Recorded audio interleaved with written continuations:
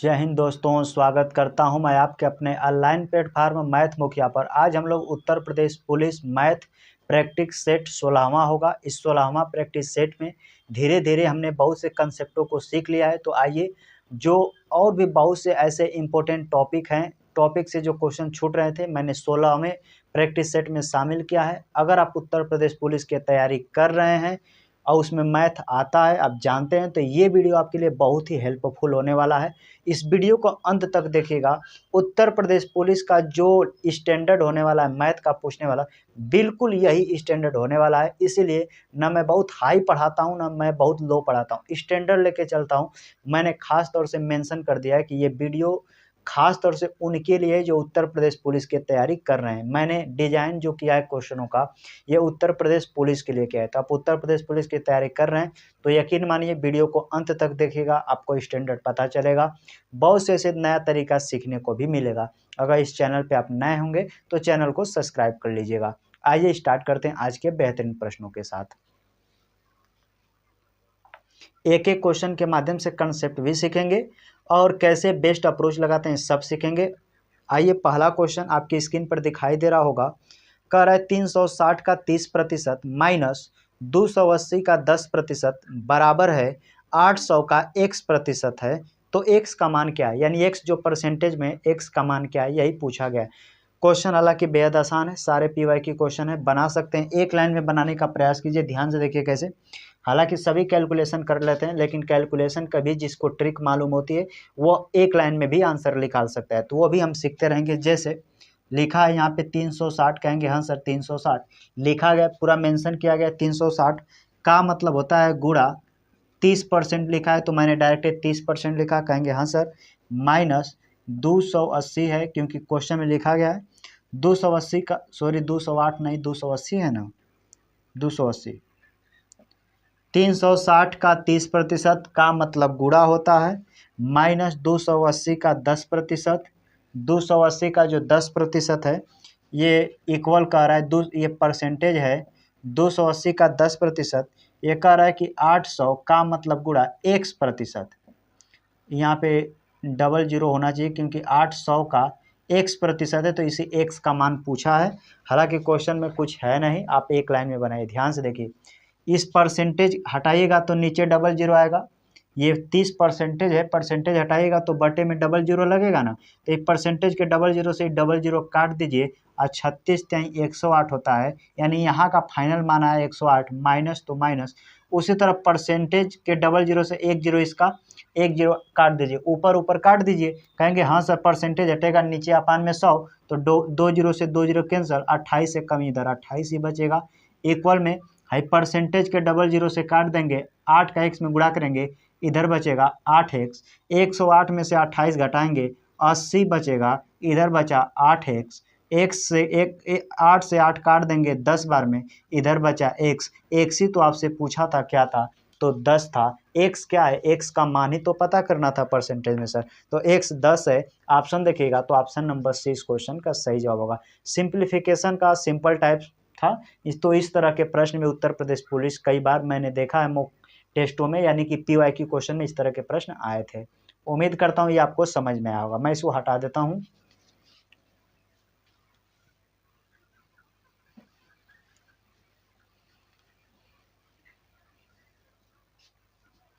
अगला क्वेश्चन का जवाब दीजिएगा।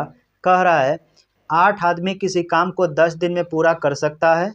काम शुरू होने के 3 दिन बाद 4 आदमी काम छोड़कर चले जाते हैं, तो शेष बचे आदमी उस काम को कितने दिन में पूरा कर पाएंगे। याद रखिएगा, अगर आप मॉक टेस्ट लगाते होंगे तो कमेंट में यह भी बताइएगा कि टोटल 20 क्वेश्चन में से या 40 क्वेश्चन जितना भी मैं लिया हूँ, जैसे 25 क्वेश्चन 20 क्वेश्चन, उतने में से कितने आपके सही हैं, कमेंट में लिखा कीजिए, ताकि मुझे एक ये औसत लगभग मुझे पता चले कि आपका लेवल किस लेवल का जा रहा है, ठीक जा रहा है कि नहीं। अगर आउट टू आउट मार देते हैं तो इसका मतलब स्टैंडर्ड ठीक ठाक है, मैथ में आप अच्छा परफॉर्मेंस कर सकते हैं उत्तर प्रदेश पुलिस में। अगला क्वेश्चन बिल्कुल आसान, मैंने आपसे बोल दिया, बताइए क्वेश्चन क्या होगा। क्वेश्चन को ध्यान समझना, अगर इस तरह के बच्चे थोड़ा सा लापरवाही बरतेंगे तो गलत हो सकता है। तो क्वेश्चन को इस तरह के ध्यान से पढ़ना है। क्या कह रहा है, 8 आदमी किसी काम को 10 दिन में पूरा कर सकता है। ये तो स्टेटमेंट कर रहा है कि अगर 8 व्यक्ति हैं तो किसी काम को 10 दिन में पूरा कर सकते हैं। कहेंगे हाँ सर बिल्कुल। आगे पढ़ते हैं। कह रहा है काम शुरू होने के 3 दिन बाद 4 आदमी काम छोड़ के चले जाते हैं। काम शुरू होने के 3 दिन बाद 4 आदमी काम छोड़ के चले जाते हैं। इसका मतलब ये हुआ कि सर जो टोटल 8 व्यक्ति है ना, वह 10 दिन काम नहीं किए, 3 दिन बाद काम करके 3 दिन पहले करा है, 3 दिन बाद काम छोड़ के चले जा रहे हैं, तो 10 दिन टोटल कर सकते थे। 3 दिन बाद यानी कि 8 आदमी टोटल 7 दिन काम किए। 10 दिन काम करना था लेकिन 3 दिन बाद छोड़ के चले गए, यानी 8 व्यक्ति 7 दिन में काम करेंगे। और जैसे 4 व्यक्ति काम छोड़ के चले गए तो टोटल 8 व्यक्ति थे। अब 8 में से 4 काम छोड़ के चले गए, बचे 4 आदमी। अब बचे हुए काम को डी दिन में कर देंगे। ये दोनों हम इक्वल में क्यों रखें, ये आपके माइंड में क्वेश्चन आना चाहिए दोस्तों, कि हमने इसको इक्वल क्यों किया। तो ये यहाँ पे हमने इक्वल इसलिए किया कि कह रहा है कि 8 व्यक्ति किसी काम को 10 दिन में कर सकते हैं। सर बिल्कुल, यहाँ तो समझ में आया।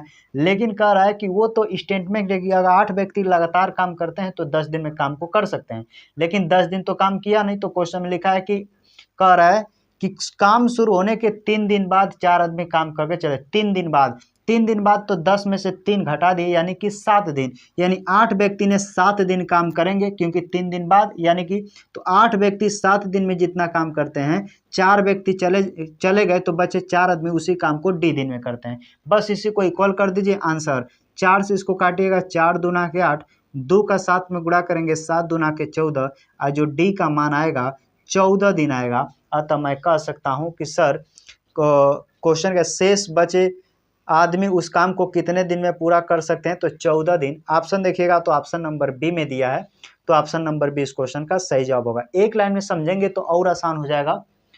टोटल कितने व्यक्ति कितने दिन बाद काम तो करा 3 दिन बाद, तो 10 में से 3 कम करेंगे 7, इधर 7 लिख दिए। इधर का काम अब इधर कितने लोग बचे, तो कहेंगे सर 8 लोग थे, 4 लोग चले गए, अब ये 4 लोग बचे हुए काम को डी दिन में करेंगे। फिर से समझिए, टोटल 8 व्यक्ति कितने दिन में, 10 दिन मत लिखिएगा नहीं तो गलत हो जाएगा आपका क्वेश्चन। क्वेश्चन में कह रहा है 3 दिन बाद, तो 10 में से 3 दिन घटा देंगे, यानी 8 व्यक्ति 7 दिन करते हैं, 4 आदमी चले गए तो 8 में से 4 घटेगा 4, अभी 4 आदमी बचे काम को 4 दिन यानी डी दिन में करेंगे। कैलकुलेशन करेंगे, M1 D1 वाला सिस्टम है, M1 D1 तो M1 D1 इधर, तो 4 से 8 को काटे 2 बार में, 2 से 7 में गुणा किया, 2 सत्ते 14 दिन उस क्वेश्चन का सही जवाब होगा। मैं इसको हटा देता हूँ, बढ़ते हैं अगले क्वेश्चन की तरफ।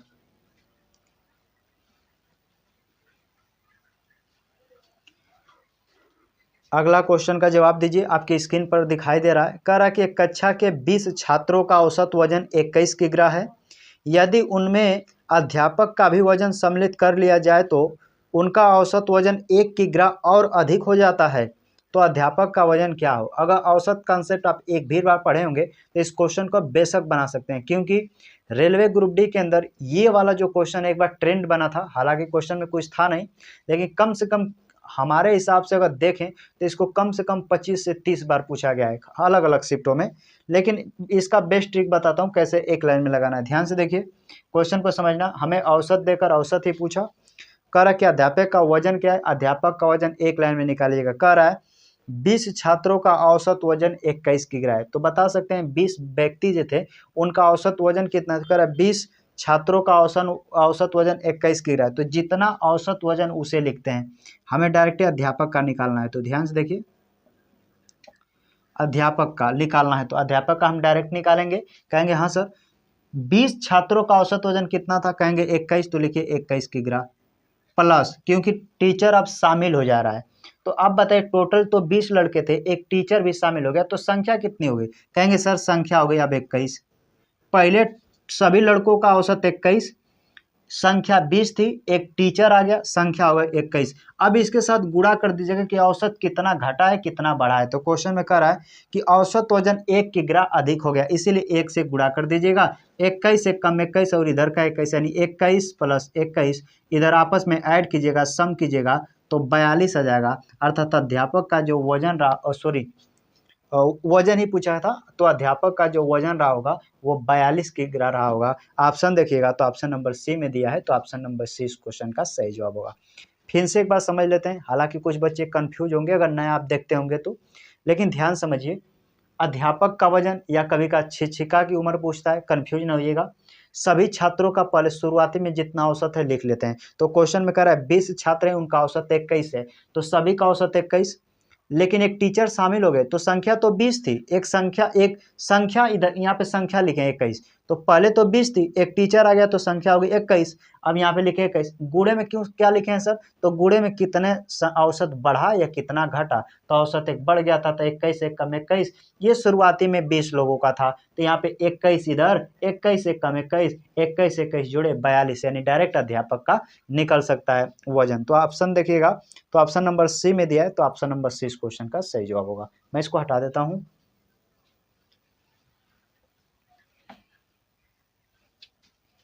आइए बढ़ते हैं अगले क्वेश्चन की तरफ। कर चीनी का भाव 40% बढ़ जाने से कोई परिवार चीनी का उपभोग कितने प्रतिशत कम कर दे ताकि परिवार का खर्च ना बढ़े। यह भी क्वेश्चन बहुत चर्चित है। कैसे बनाते हैं, ध्यान से देखिए। इसका कुछ ट्रिक होता है, समझिए। जैसे अगर आपके क्वेश्चन में कभी परसेंटेज के जस्ट बगल में कमी देगा तो इधर आपसे वृद्धि पूछेगा, अगर परसेंटेज वृद्धि देगा तो आपसे कमी पूछेगा। ध्यान समझिए। जैसे क्वेश्चन में कहेगा इतने परसेंट खपत बढ़ा दिया जाए, तो कहेगा कितना कम करें, कहेगा इतना कम कर दिए तो कितना बढ़ाया जाए। इस क्वेश्चन का जब भी इस तरह के पैटर्न देगा तो हम एक लाइन में लगाने का प्रयास करेंगे। जैसे क्वेश्चन में कह रहा है चीनी का भाव 40% बढ़ गया। अब चीनी का भाव 40% बढ़ जाता है तो अपने खपत को कितना कम करेगा ताकि मैनेज हो जाए, उतना ही पैसे में भरपाई हो जाए। तो इसको लगाने का एक सिंपल सा मेथड है, ध्यान से देखिए। पहले आपको लिखना है कितना परसेंट बढ़ जाता है, तो कह रहा है सर 40% बढ़ जाता है। इसका फ्रैक्शन वैल्यू लिखिएगा तो 2/5 होगा। कहेंगे हाँ सर। परसेंटेज हटाए 100, 20 से काटे 20 दूना 40, 20 पैसे 100। ऊपर जितना है उतना लिखिएगा। ऊपर 2 है तो लिखिए 2 गुणे 100। अगर ऊपर 3 रहता तो 3 गुणे 100 लिखते, ऊपर 1 रहता तो 1 गुणे 100, ऊपर जितना रहेगा उतना गुणे 100। और जब भी वृद्धि हुआ है, देखिए परसेंटेज के बगल में देखिए यहाँ पे लिखा वो बढ़ गया। जब भी बढ़ जाता है तो इन 5 दो आपस में जोड़ दीजिएगा। अब कमी होगा तो 5 में से 2 घटा कर, यानी जो नीचे डिनोमिनेटर है हर को घटा लीजिएगा। जब कम होगा तो अब बढ़ेगा तो जोड़ के, यहाँ पे बढ़ा है तो जोड़ लीजिए। 5 2 जोड़ेंगे तो 7, 2 का 100 में गुणा करेंगे तो इधर होगा 200।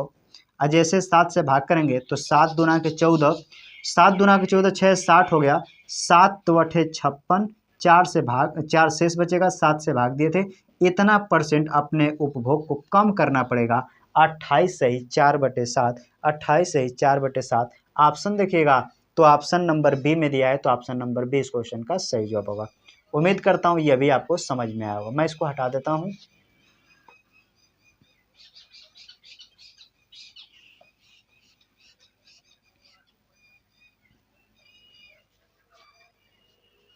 अगला क्वेश्चन बेहद ही शानदार क्वेश्चन है। कह रहा है यदि किसी संख्या के 78% को 396 में जोड़ा जाता है तो प्राप्त परिणाम वही संख्या ही होता है, तो संख्या ज्ञात कीजिए। आप x मान के लगाएंगे तो भी आंसर आएगा, अगर आप x मान के नहीं लगाते हैं तो भी आंसर आएगा। लेकिन ज़्यादातर मैंने बच्चों को देखा है कि अगर x मान लेते हैं क्वेश्चनों में तो थोड़ा दिक्कत होती है। तो मैं प्रयास करूंगा कि क्वेश्चन में x न मान के डायरेक्ट बनाने का प्रयास कीजिए। हाँ, बेशक क्वेश्चन बन जाते हैं। जैसे आइए बताता हूँ। क्वेश्चन क्या कह रहा है, यदि किसी संख्या के 78% को 396 में जोड़ जाता है, वह संख्या, ध्यान से देखिए, अगर संख्या के बारे में कोई जिक्र न कहा जाए तो वह संख्या खुद में यानी स्वयं में 100% होती है। कहेंगे हाँ सर, संख्या स्वयं में 100%, कोई भी संख्या अपने आप में 100% होती है। कहेंगे बिल्कुल। तो मान लेते हैं कि जो संख्या है वो अपने आप में 100 है। कहेंगे हाँ सर 100 है। कहेंगे हाँ सर 100% मान लीजिए। अगर आप संख्या को 100% या 100 मान लेते हैं, कहेंगे सर ये ठीक है। 100 मान लीजिए, 100 वो संख्या क्या है, अपने आप में 100%। कहेंगे हाँ सर वो संख्या अपने आप में कितना है, 100%। अगर किसी के बाद में कुछ ना कहा जाए तो संख्या अपने आप में 100% होती है। कह रहा है उसका 78%, तो इसका 78% कितना, कहेंगे 100 का 78% स्वयं 78 होता है। यानी संख्या का 78% में हम क्या जोड़ दें, कह रहा 396 जोड़ दें। अगर हम 396 जोड़ दे रहे हैं तो ये फिर वही संख्या आ जाती है। वही संख्या मन कौन, वही संख्या कितना परसेंट, 100% आ जाती है। तो कह रहा है बताइए वो संख्या क्या है। अरे भैया संख्या 100% होता है, लेकिन संख्या तो नहीं ना माने ये कि संख्या अपने आप में 100% होता है। वह संख्या क्या है, यहाँ से न्यूमेरिकल वैल्यू, नंबर वैल्यू दिया, यहाँ से हमें पता चल जाएगा। ध्यान समझिए, जब भी जो क्वेश्चन आपकी स्क्रीन पर दिखाई दे रहा है इस तरह के प्रश्न पूछे तो एक लाइन में बनाइए। वह संख्या कितना है, तो कहेंगे संख्या अपने आप में 100% होती है। सर 100%, उस संख्या के 78%, यानी इसका 78% निकालेंगे तो 78 होगा। 100 का 78% 78, इसमें 396 जोड़ दें तो फिर वही संख्या मिलता है। संख्या कौन, अर्थात 100% वाली संख्या, वो जो संख्या थी।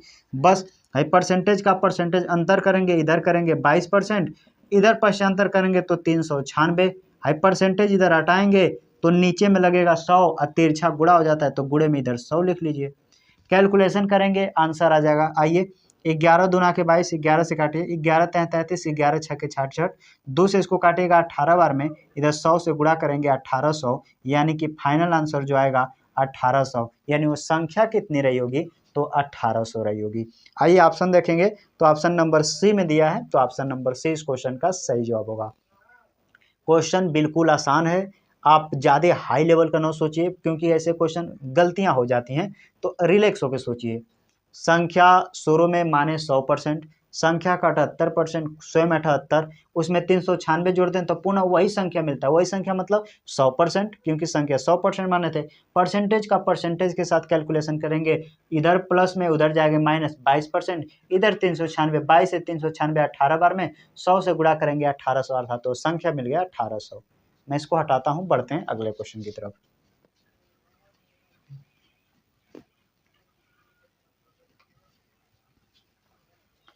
अगला क्वेश्चन आपकी स्क्रीन पर कर रहा है, जब एक धनात्मक संख्या n कोई धनात्मक संख्या है, मतलब निगेटिव नहीं है, n को 12 से विभाजित किया जाता है तो शेषफल 4 आता है।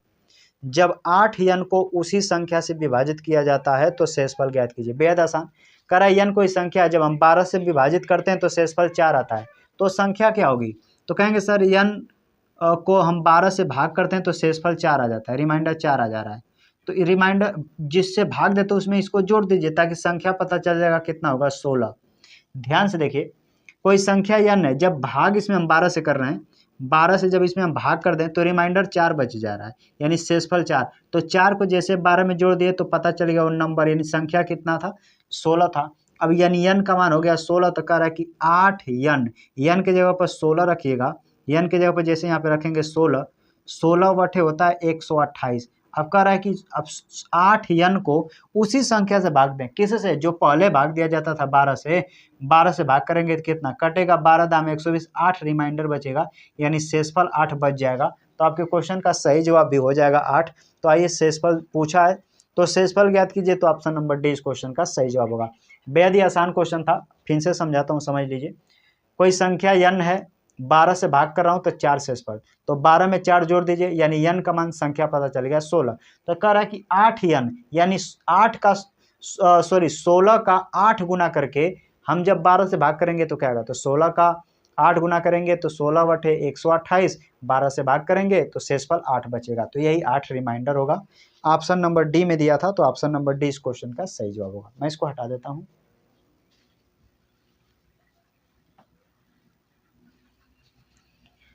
आइए बढ़ते हैं अगले क्वेश्चन की तरफ। कह रहा है यदि 13a बराबर 14b और 11b बराबर 13c हैं तो a b c ज्ञात कीजिए। बेहद आसान क्वेश्चन, रेशियो बनाना है, क्या आप बना सकते हैं, बनाइए। कह रहा है कि 13a ये बराबर है 14b, फिर कह रहा है 11b बराबर हैं 13c, तो हमें a b c का रेशियो पता है। आप ऐसे कर लीजिए, ए बी सी का मान निकालना है तो ए रेशियो भी हम ऐसे भी लिख सकते हैं, यहाँ पे ए का मान 14, बी का मान 13, ए का मान 14, बी का मान 13। हमें अब फिर बी रेशियो सी का मान पता करना है, तो बी का मान इधर हो जाएगा ये 13 और सी का मान 11, बी का मान यहाँ पे हो जाएगा 13 और सी का मान हो जाएगा 11। सही है क्या, देख लीजिए। कहेंगे हाँ सर बिल्कुल सही है। अब यहाँ से हमें ए बी सी का मान निकालना है, बेहद आसान।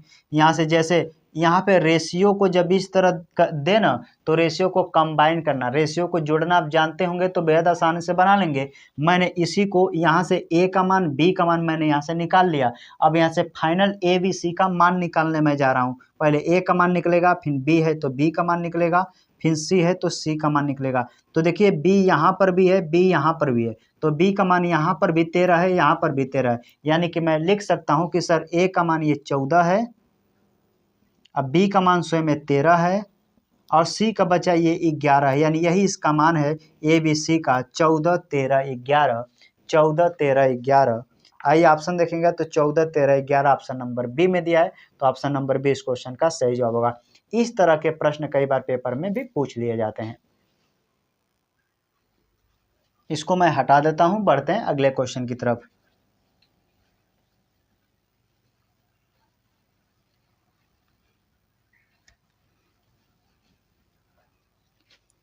अगला क्वेश्चन आपके स्क्रीन पर दिखाई दे रहा होगा, कह रहा है एबीसी पब्लिक स्कूल की प्रवेश परीक्षा के लिए 320 छात्रों ने आवेदन किया, 230 छात्रों ने परीक्षा पास की और बचे हुए में से 11.11% परीक्षा पास नहीं कर पाए।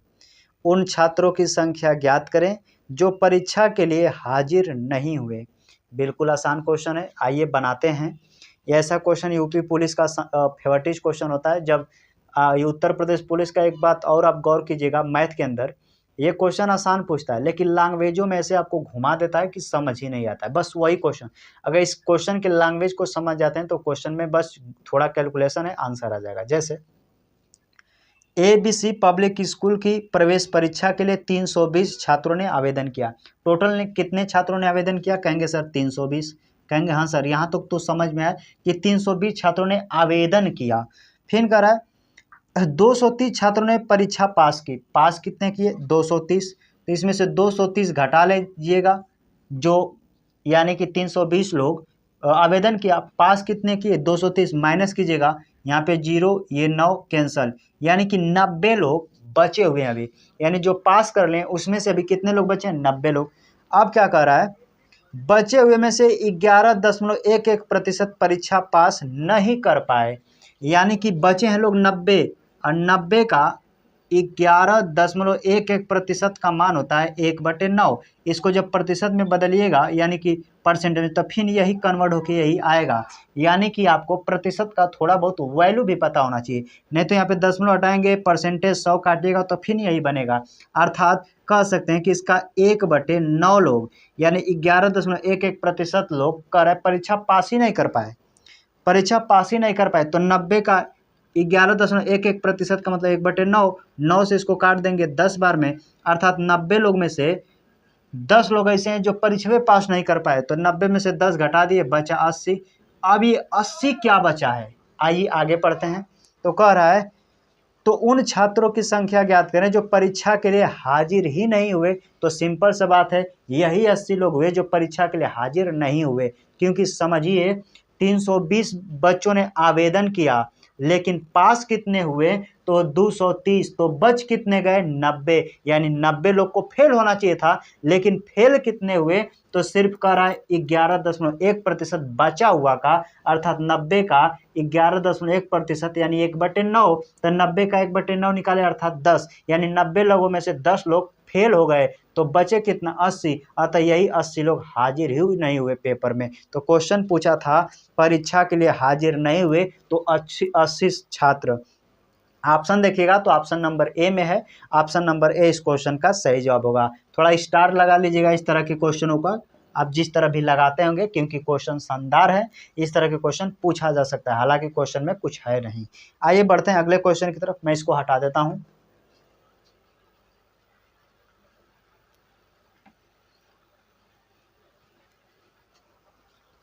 अगला क्वेश्चन क्या कह रहा है? कह रहा है ब्याज की गणना वार्षिक चक्रवृद्धि आधार पर करते हुए प्रति वर्ष 10% ब्याज पर उधार ली गई 17,500 रुपये की राशि से 29,575 रुपये प्राप्त करने में कितने वर्ष लगेगा? क्वेश्चन चक्रवृद्धि ब्याज का, बिल्कुल आसान। कह रहा है कि 30% रेट है, मेरा मूलधन था 17,500 अगर मुझे 29,575 रुपये प्राप्त करना होगा तो मैं कितने साल के निवेश करूंगा, अर्थात आपसे टाइम पूछा है। चक्रवृद्धि ब्याज के अंदर जब भी आपसे टाइम पूछे तो हमेशा मूलधन और मिश्रधन का अनुपात बनाइए। जैसे मूलधन कितना है तो कहेंगे सर इधर मूलधन का अनुपात बनाते हैं, इधर मिश्रधन का अनुपात बनाते हैं। मिश्रधन इंग्लिश में इसे अमाउंट कहते हैं, मिश्रधन हिंदी में इसे प्रिंसिपल कहते हैं अर्थात मूलधन। तो मूलधन के जगह पर मूलधन और मिश्रधन के जगह पर मिश्रधन, रेशियो बना लीजिए। तो कहेंगे मूलधन है 17,500, 17,500। मिश्रधन कितना है तो कह रहे 29,575। पहले इसे जो कटता है आइए काट कूट लेते हैं ताकि रेशियो आपको छोटा करने का इजाज़त है। आप इनका रेशियो ले लीजिए और बेहतर आएगा। आइए काटा कूटी कर लेते हैं। 5 से काटिए, 25 से भी कटेगा लेकिन 5 से काटेंगे बेटर होगा। 5 से कटेगा 5 नहीं 15, 5 नहीं 15 डबल 0। 5 से कटेगा 5 पचे 25, 4 5 9 45, 5 1 कम 5, 5 पचे 25। फिर कटेगा क्या, 11 से भी कट सकता है। क से काट दें, 5 से काटें। आइए काट देते हैं, 5 से ही काटें। देखिए 5 1 6 9 5 14, 5 1 6 9 5 14 तो भी कटेगा। 5 से काटेगा 5 6 के 30। मैंने सही काटा है, एक बार ध्यान देखिए। 5 3 15 2, यहाँ पे देखिए मैंने गलत काट दिया, ध्यान से देखिए। क्योंकि 5 3 15 2 बचा, 5 पचे 25 डबल 0 होना चाहिए। अब मैंने 33 लिख दिया था। इधर 5 पचे 25, 4 5 9 45, 5 1 कम 5 5 1 2 5 पचे 25 सही है। फिर 5 से काटेगा 5 7 35, 5 से इसको काटेगा 5 1 कम 5, इसको बचे 5 1 कम 5, 4 बचा 41, 5 बटे 40, 5 3 15। 7 से काटेगा 7 1 कम 7, 7 से काटेगा 7 1 कम 7, 4 बचा 48 हो गया, 7 छक 42, 42 और बचा ऐसा कि 6 7 9 63। यानी फाइनल जो कट कोट के रेशियो आया, मूलधन का आया 100 और मिश्रधन का जो आया 169। अब हमें कहाँ पे अगला स्टेप फॉलो करना होता है, तो अगला स्टेप हमें रेट पर ध्यान देना होता है। कितना, तो क्वेश्चन में देखिए लिखा है 30%, तो ये 30% रेट है। अगर इसको हम फ्रैक्शन में बदलें अर्थात भिन्न में बदलें तो क्या हम इसको लिख सकते हैं 3/10, कहेंगे हाँ। यानी कि ये रेट था, रेट 1 साल का ब्याज होता है, अर्थात कहेंगे कि जो 10 है सर ये मूलधन है और 10 में जैसे 3 जोड़ देंगे तो 13/10 ये आपका अमाउंट हो जाएगा, ये आपका मूलधन होगा। तो रेशियो को मूलधन वाला मूलधन के जगह पर, मिश्रधन वाला को मिश्रधन के जगह पर रखिएगा। तो नीचे वाला मूलधन है, मूलधन के जगह पर रखिएगा नीचे 10, 10 में 3 जोड़ देंगे तो यानी कि ब्याज, मूलधन में ब्याज जोड़ देंगे तो मिश्रधन। ये 10 रुपया मूलधन है, 3 रुपया ब्याज था, 10 में 3 जोड़ दिए 13, यानी मिश्रधन हो गया 13। बस आपका आंसर आ जाएगा। ये बताइए मूलधन या दर को आपस में कितना बार गुणा करें। पहले मूलधन पे गौर से फोकस कीजिए कि मूलधन को आपस में कितना बार गुणा करें कि 100 आ जाए। कहेंगे सर आपस में 2 बार गुणा कीजिएगा क्योंकि 10 दाम में 100 आ जाएगा। तो हमने कितना बार गुणा किया, 2 बार। तो इधर भी 2 बार गुणा करेंगे तो भी ये आ जाएगा। कितना बार आपस में गुणा किए, 2 बार। यही 2 टाइम्स जो कहलाएगा 2 वर्ष कहलाएगा। कितना कहलाएगा, 2 वर्ष। अतः कितने साल में कह रहा है 29,575 हो जाएगा। तो 2 साल। तो ऑप्शन देखिएगा, ऑप्शन नंबर सी में दिया है, तो ऑप्शन नंबर सी इस क्वेश्चन का सही जवाब होगा। मैंने आपको डिटेल में बताने के लिए इतना किया, नहीं तो आप यहीं से देख सकते हैं कि यहाँ 10 का ये स्क्वायर है, 13 का स्क्वायर का मतलब पावर, अब पावर यहाँ पे समय होता है। उम्मीद करता हूँ ये आपको समझ में आएगा। मैं इसको हटा देता हूँ।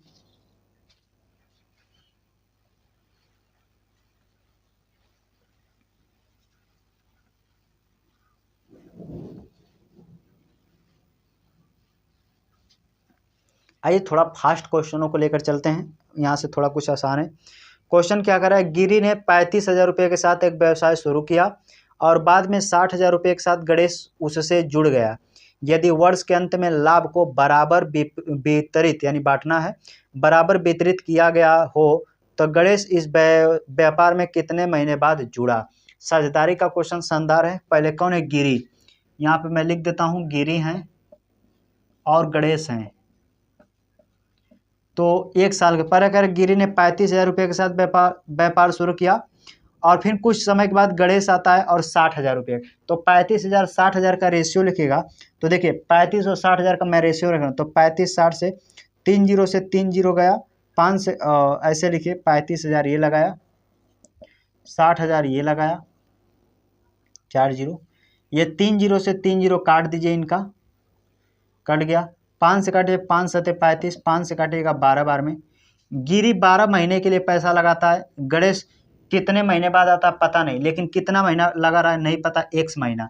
बराबर लाभ को बांटना, यानी राजेश गिरी का तो 1:1 रखिए, क्योंकि कोई भी अंक रखिएगा तो काट के फिर 1:1 में बनेगा, तो 1:1 रखिए, क्योंकि बराबर लाभ बढ़ता है। यहाँ पे कुछ रखेगा तो काटेगा 1:1। ये अनुपात एक तरफ से भाग होता है, तो मैं इसे काट सकता हूँ। देखिए 12 से 12 काट देंगे, x का मान डायरेक्ट, या तो फिर आप ऐसे करेंगे। अगला स्टेप समझिए, हम इसको ऐसे भी लिख सकते हैं, 7 × 12, अनुपात मतलब भाग होता है, इधर होगा 12 × x, तब बराबर इधर 1 अनुपात है 1। 12 से 12 काटिएगा, x का मान डायरेक्ट निकलेगा 7। ये 7 क्या निकला सर? ये 7 x के, यहाँ x का मान निकला, अर्थात ये बता रहा है कि 7 महीने व्यापार में लगा रहा। ये जो गणेश है x का मान 7 है, 7 महीना व्यापार में लगा रहा। तो 7 महीना व्यापार में लगा रहा तो कितने महीने बाद आया? तो 1 साल में लाभ बांटा गया। तो 12 में से जैसे हम यहाँ पे 7 घटा देंगे तो 5 आ जाएगा, अतः कह सकते हैं 5 महीने बाद आया। अब क्वेश्चन में आपसे पूछा था का इस व्यापार में कितने महीने बाद जुड़ा, तो 5 महीना। ऑप्शन नंबर बी इस क्वेश्चन का सही जवाब होगा। अगर कोई सी दे रहा है तो क्वेश्चन बिल्कुल गलत होगा, क्योंकि एक से दर्शा रहा है कि लगा रहा। आपसे क्या पूछा है? कितने महीने बाद आया, यानी कि 5 महीने बाद आया, तभी तो 7 महीने लगा रहा, 1 साल के अंत में लाभ बांटा। तो क्वेश्चन का सही जवाब बी इस क्वेश्चन का सही जवाब होगा। मैं इसको हटा देता हूँ, बढ़ते हैं अगले क्वेश्चन की तरफ।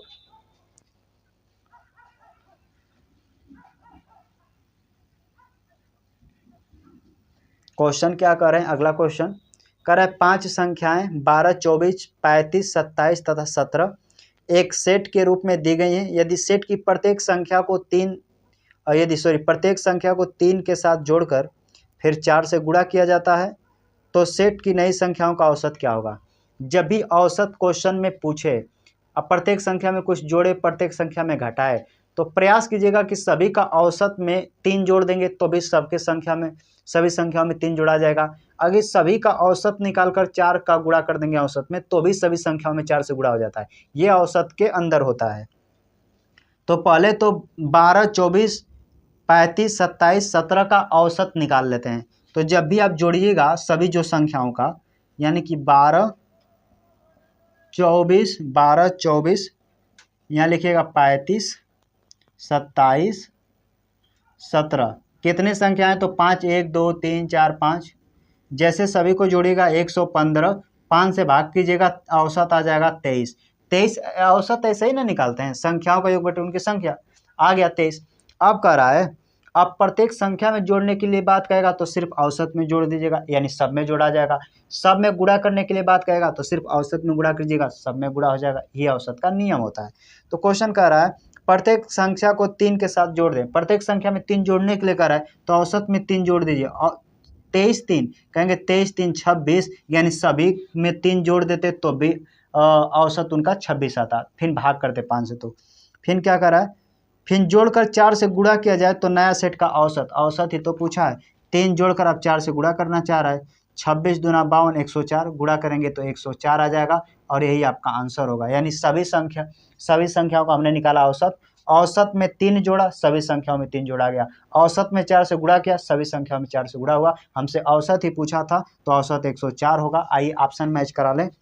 ऑप्शन देखिएगा तो ऑप्शन नंबर बी में दिया है, तो ऑप्शन नंबर बी इस क्वेश्चन का सही जवाब होगा। मैं इसको हटाता हूं, बढ़ते हैं अगले क्वेश्चन की तरफ।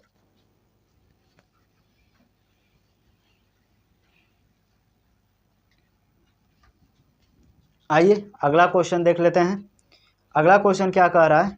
कह रहा है कि 2 पुरुष और 3 लड़के एक कार्य को 405 दिनों में कर सकते हैं, जबकि 3 पुरुष और 2 लड़के उसी कार्य को 324 दिन में कर सकते हैं। तो 5 पुरुष और 5 लड़के इस कार्य को कितने दिन में कर सकते हैं? काम समय वाला क्वेश्चन है, या जब स्त्री पुरुष बच्चे वाला देता है, लेकिन आसान से बनाते हैं। अगर इस कंसेप्ट को आप पढ़े होंगे तो वीडियो पॉज करके हल कीजिएगा, नहीं तो आइए समझा देते हैं। हालांकि इस तरह के क्वेश्चन कभी कभार पूछ ले जाते हैं। कैसे बनाते हैं आइए सिखाते हैं। पहले यहाँ पे कह रहा है 2 पुरुष, लिख लीजिए 2 पुरुष प्लस 3 लड़के यानी बॉय। 2 पुरुष प्लस 3 लड़के किसी कार्य को कितने दिन में? तो कह रहा है 405 दिन में गुणा, ये इक्वल कर लीजिएगा। फिर कह रहा है कि 3 पुरुष प्लस 3 पुरुष और क्या कह रहा है? 3 पुरुष और 2 लड़के, 3 पुरुष प्लस 2 लड़के यानी बॉय। 3 पुरुष प्लस 2 लड़के उसी कार्य को 324 दिन में कर लेते हैं। 324, ये 24 है, 324 दिन में कर सकते हैं। तो 5 पुरुष और 5 लड़के उस कार्य को कितने दिन में करेंगे। यहाँ से हमें पुरुष और बॉय का रेशियो मिल जाएगा, अनुपात मिल जाएगा। अनुपात जब मिल जाएगा तो इनके अनुपात में इसका मान यहाँ पे रख के इसमें गुणा करेंगे तो टोटल काम मिल जाएगा, और जितने लोग से कराएं उसके रेशियो में जोड़ के भाग करेंगे तो संख्या निकल जाएगा। हालांकि ऐसे क्वेश्चन का यही तरीका होता है और कोई नया मार्केट में ऐसा कोई ट्रिक नहीं है, इसको ऐसा ही बनाते हैं। यूट्यूब पे पूरा छान मारिएगा, आपको यही तरीका मिलेगा लगाने का। तो आइए बनाते हैं, पर एक काम से काम को काट लीजिए, कुछ आसान हो जाए। तो 5 से काटिएगा, 5 × 8 = 40, 5 × 1 = 5, सॉरी 9 से मैंने सही तो काटा, गलत क्यों काटा, क्योंकि 5 से इसको काटा लेकिन 5 से ही नहीं कटेगा, इकाई 1 4 है। तो 9 से काटिए, 9 चौके 36, 4 9 पचे 45, 9 से इसको काटेंगे और 9 3 27, 5 9 छके 54, 9 से काटेगा, 9 पचे 45, 9 चौके 36, कहेंगे हाँ सर बिल्कुल कट गया। अब अगला स्टेप, इस 5 का इसके साथ गुणा, इस 4 का इसके साथ गुणा कर दीजिए।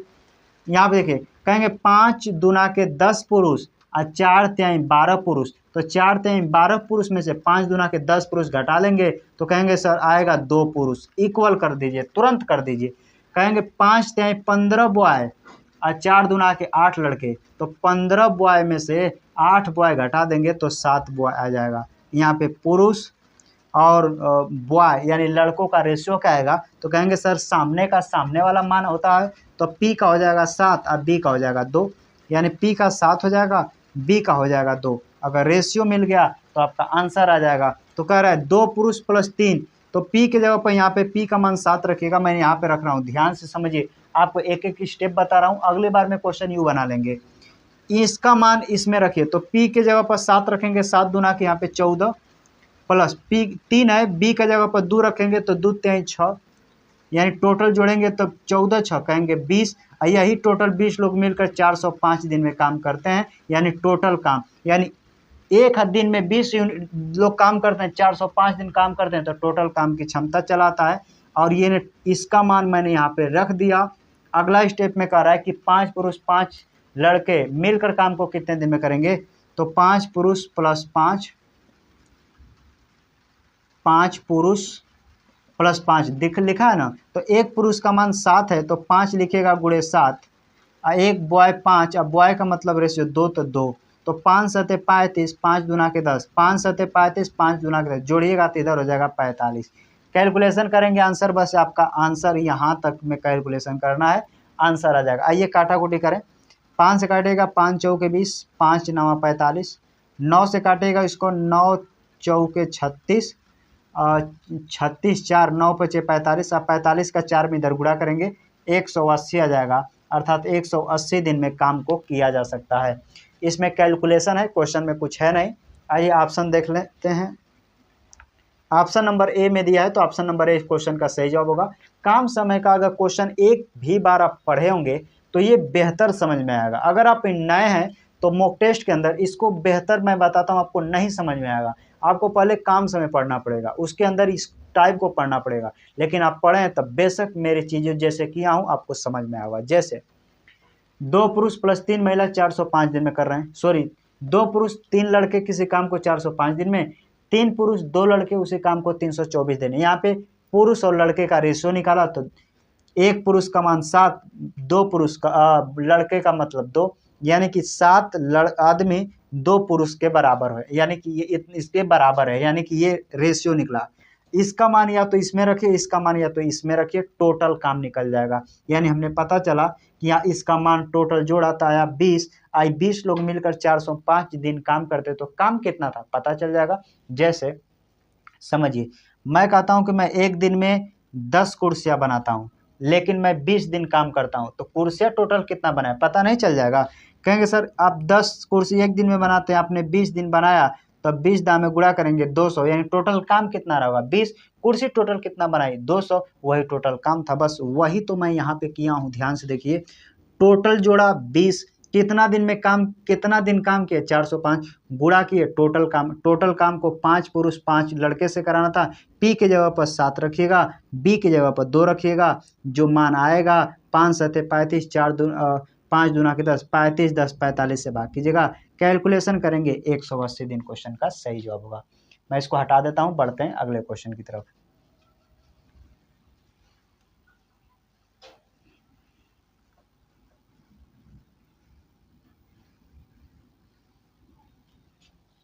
आइए बढ़ते हैं अगले क्वेश्चन की तरफ। शानदार क्वेश्चन है, आसान आसान बना लेंगे। क्वेश्चन क्या अगर है, एक आयताकार आंगन की लंबाई 300 मीटर है और चौड़ाई 20 मीटर है। उसके फर्श पर 40 रुपये प्रति हजार से 12 सेंटीमीटर लंबी और 10 सेंटीमीटर चौड़ी टाइलें फर्श पर लगवाने का खर्चा क्या आएगा। आयताकार मेंसुरेशन का क्वेश्चन है, बिल्कुल आसान है, बना सकते हैं। 300 मीटर है लंबाई और चौड़ाई है 20 मीटर। क्या आयताकार का क्षेत्रफल बता सकते हैं? कहेंगे से क्षेत्रफल होता है लंबाई गुणे चौड़ाई, अर्थात 300 गुणे 20 करेंगे तो निकलेगा 3 दूना के 6, 3 जीरो है, अर्थात 6000 मीटर स्क्वायर एरिया निकला उसका, यानी कि जो पूरा बाउंड्री जिसको कराना है। कह रहा है उसके खर्च पर 40 रुपये प्रति हजार, 40 रुपये प्रति हजार खर्चा रहा है। 40 रुपये प्रति हजार, यानी कि 1000 मीटर स्क्वायर अगर बिछा रहा है तो इसे 40 रुपया खर्चा आ रहा है। 40 रुपये प्रति हजार, यानी 40 रुपये प्रति हजार। 1000 मीटर स्क्वायर में उसको लग रहा है कि 40 रुपया। तो 12 सेंटीमीटर और 10 सेंटीमीटर चौड़ाई टाइलें फर्श पर लगाने का खर्च, तो 12 और 10 ये सेंटीमीटर में है तो उसको मीटर में बदल लीजिए। तो 0.12 और 0.110, क्योंकि 10 ये सेंटीमीटर में था तो हमने 100 से भाग कर दिया, ये मीटर में हो गया। जैसे गुणा करेंगे तो ये तो हो जाएगा 12, 1 2 3 4, यानी कि अगर फाइनल देखिए जाए दशमलव लगा दें तो दशमलव के बाद अंक मान्य होता है, जीरो मान्य नहीं होता। अगर मैं इसको जीरो हटा भी देता हूँ तो 1 2 3 स्थान पे दशमलव है, तो 1 2 1 जीरो बना के इतना सेंटीमीटर आ जाएगा, यानी इतना मीटर आ जाएगा। तो हमको इतना बिछाना है और जो टाइल्स हैं उसका आकार 0.012 है, तो हम यहाँ से भाग करेंगे 0.12। 1 2 3 स्थान पे दशमलव है, यहाँ पे जैसे 1 2 3 स्थान पे हटाइएगा 1 2 3 जीरो, 12 से काटिएगा 12 पचे 60, 5 बना के 3 2 3 5 जीरो, तो 5 बना के 1 2 3 4 5 जीरो, और कह रहा है इतना टाइलें लगेगा। एक टाइले की खर्च करने का आ रहा है 40 रुपया प्रति हजार। 1000 टाइले पर 40 रुपया, तो कह रहा है कि 1000, तो 1000 से और भाग करेंगे, 1000 था ना, 1000, तो 1 2 3 जीरो से 1 2 3 जीरो, 5 चौके 20 और 2 1 3 जीरो और 1 2 3, यानी फाइनल में जो आंसर आया वह 20,000, यानी टोटल जो खर्चा आया वह 20,000। ऑप्शन देखिएगा तो ऑप्शन नंबर 20 क्वेश्चन का सही जवाब होगा। आपको नहीं समझ में आया होगा, मैं जानता हूँ, थोड़ा सा कैलकुलेशन चीज़ें हैं, मेंसुरेशन की चीज़ें हैं, लेकिन एक आध बार पढ़े रहेंगे तो बेहद समझ में आया होगा। फिर से समझाता हूँ, ध्यान समझिए। वो टाइल्स का जो एरिया है ना वो 300 मीटर लंबा है, 20 मीटर चौड़ा है, तो 3 दूना के 6000, यानी टोटल एरिया 6000 मीटर का है। लेकिन उसमें कह रहा है कि 0.012 सेंटीमीटर का टाइल्स लगाना, यानी एक टाइल्स का जो लंबाई चौड़ाई आ रहा है, कह रहा है 12 सेंटीमीटर 10 सेंटीमीटर, आपस में गुणा किए तो हमें मिला 0.012 मीटर जो है, जो क्षेत्रफल जो निकला वो टाइल्स का है। अब मुझे इतना एरिया है तो इसके एरिया में भाग कर दिए तो आया 5000, यानी 5 लाख आ गया, 5 लाख एरिया आ गया। 40 रुपये प्रति हजार पे, यानी 40 रुपया लग रहा है 1000 पे, तो 1000 पे, तो मैंने 1000 के भाग कर दिया, 1 3 जीरो से 3 जीरो काट दिया, 500 का 40 में गुणा किए, 20,000 क्वेश्चन का सही जवाब होगा। मैं इसको हटाता हूँ, बढ़ते हैं अगले क्वेश्चन की तरफ। ऐसा भी प्रश्न आपके पेपर में पूछ लिए जाते हैं।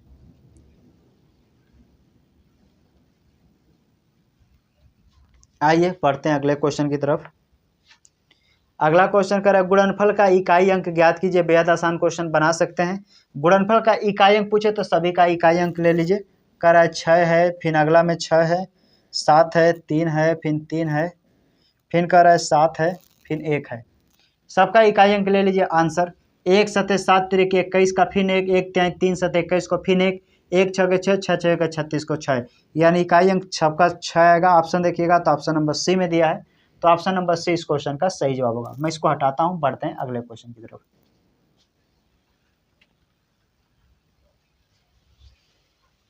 यहाँ से अगला क्वेश्चन बेहद ही आसान लेकिन शानदार कंसेप्ट है। इसको औसत कंसेप्ट में हम पढ़ाते हैं परसेंटेज के अंदर, लेकिन यहाँ पे भी आपको औसत कंसेप्ट सही बताएंगे, बेहद आसान तरीका होगा। एक्स मान के लगाइएगा, जटिल जाएगा। क्वेश्चन क्या कह रहा है, बहुत लोग इसको 100 मान के लगाते हैं, तो 100 मान के आप लगाएंगे लेकिन थोड़ा सा कैलकुलेशन होगा। तो औसत का कंसेप्ट से एक लाइन में क्वेश्चन बनेगा। क्वेश्चन क्या कह रहा है, एक कक्षा में 30% छात्र हिंदी पढ़ते हैं, एक कक्षा में 70% छात्र हिंदी पढ़ते हैं, 40% छात्र लड़के हैं और 20 लड़कियां हैं। आ रहे हैं